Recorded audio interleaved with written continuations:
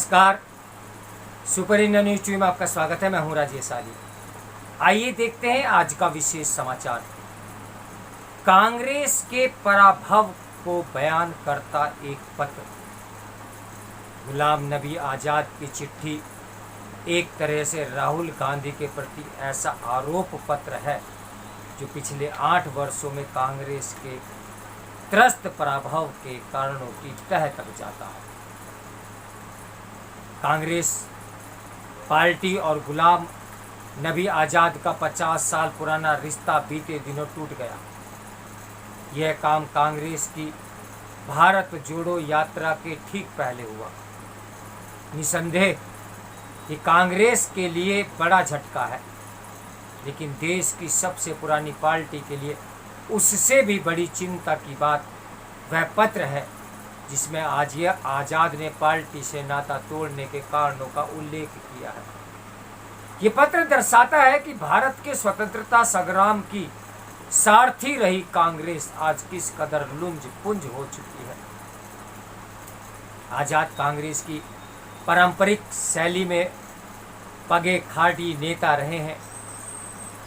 सौम्य विचारशील और लोकतांत्रिक गुणों से ओतप्रोत आज़ाद ने राष्ट्रीय राजनीति में एक सम्मानित पारी खेली है। आत्मसात पर आमादा कोई पार्टी या संगठन ही ऐसे नेता को इतना असहज कर सकता है कि वह उसे छोड़ने पर बाध्य हो जाए। पिछले दशक से ही कांग्रेस का पराभव होता दिख रहा है। इससे चिंतित आज़ाद और उनके जैसे प्रतिबद्ध कांग्रेसियों ने अपना एक समूह गठित किया। उसे G23 का नाम दिया गया। इस समूह ने 2 वर्ष पहले पार्टी की दशा दिशा सुधारने के लिए अपने स्वर मुखर करने का साहस किया, लेकिन अपने प्रयासों में उन्हें मामूली सफलता ही मिली। पार्टी दिग्गजों के विवेकशील सुझावों को सुनने के बजाय पार्टी के सर्वे सर्वा गांधी नेहरू परिवार ने G23 समूह के सदस्यों के विरुद्ध ही सातवें अभियान छेड़ दिया, जिसने उन्हें या तो झुकने या फिर आज़ाद की तरह पार्टी से बाहर निकलने पर विवश किया। अब ये कोई दबी छिपी बात नहीं रही कि कांग्रेस की सबसे बड़ी समस्या यह है कि वे गांधी नेहरू परिवार के चंगुल से छूटने में अक्षम हो गई है। यह परिवार विचार शून्य हो गया है। वह पार्टी की कमान किसी ऐसे ऊर्जावान नेता को सौंपने के लिए भी तैयार नहीं जो उसके कायाकल्प का प्रयास कर सके।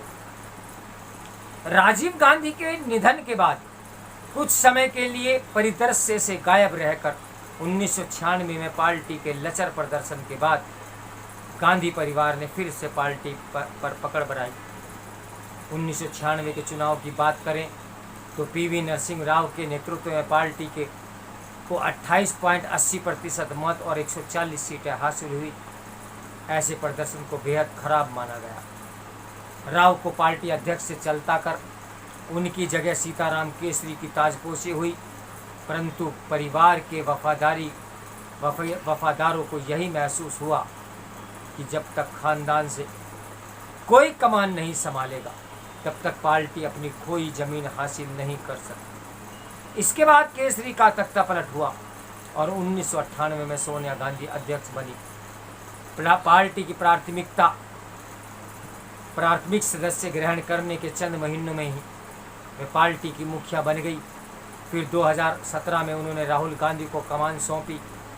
2 साल अध्यक्ष बने रहने के बाद राहुल ने वही कमान वापस अपनी मां को लौटा दी।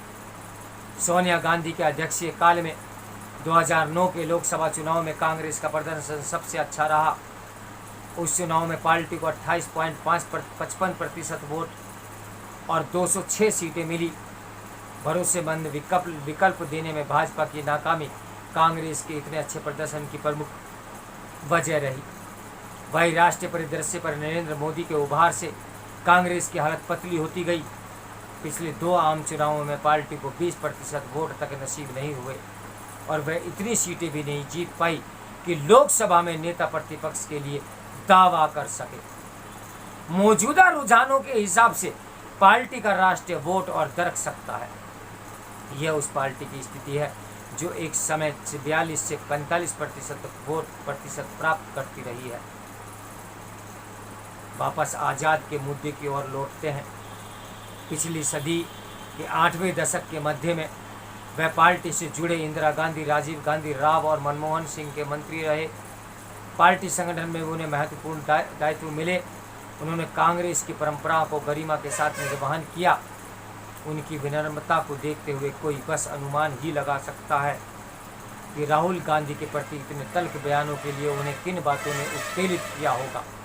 उन्होंने राहुल पर पार्टी को बर्बाद करने का आरोप लगाते हुए कहा कि स्थिति यहाँ तक पहुँच गई है कि नए दरबारी और उनके सुरक्षा गार्ड तक अहम फैसले लेने लगे हैं। मनमोहन सरकार के दौरान अध्यादेश की प्रति फाड़ने के राहुल के व्यवहार को भी उन्होंने बचकाना बताया। आज़ाद की चिट्ठी एक तरह से राहुल गांधी के प्रति ऐसा आरोप पत्र है जो पिछले 8 वर्षों में कांग्रेस को त्रस्त पराभव के कारणों की तह तक जाता है। उन्होंने अगस्त 2020 के वाक्यों को भी उल्लेख किया। दरबारियों ने किस प्रकार G23 के सदस्य नेताओं को हर संभव तरीके से निशाना बनाया कर प्रताड़ित किया। खुद आज़ाद का जम्मू में क्रियाक्रम जैसा किया गया। कपिल सिब्बल के आवास पर हमला हुआ। ऐसी उद्दंडता करने वालों को दिल्ली में कांग्रेस के महासचिव और खुद राहुल गांधी से सराहना मिली। आज़ाद के अनुसार पिछले आम चुनावों के हार के बाद पार्टी ने लड़ने की क्षमता और इच्छा शक्ति ही गंवा दी। उनके पत्र ने पार्टी को चला रहे माँ बेटे की जोड़ी को आईना दिखाया कि 2014 से 2000 के बीच पार्टी किस प्रकार 49 में से 39 विधानसभा सीट हार गई। अंत में वह आज़ाद कहते हैं कि कांग्रेस पूर्ण विध्वंस के ऐसे पड़ाव पर पहुंच गई है जहां से विपक्ष वापसी की कोई राह नहीं दिखती।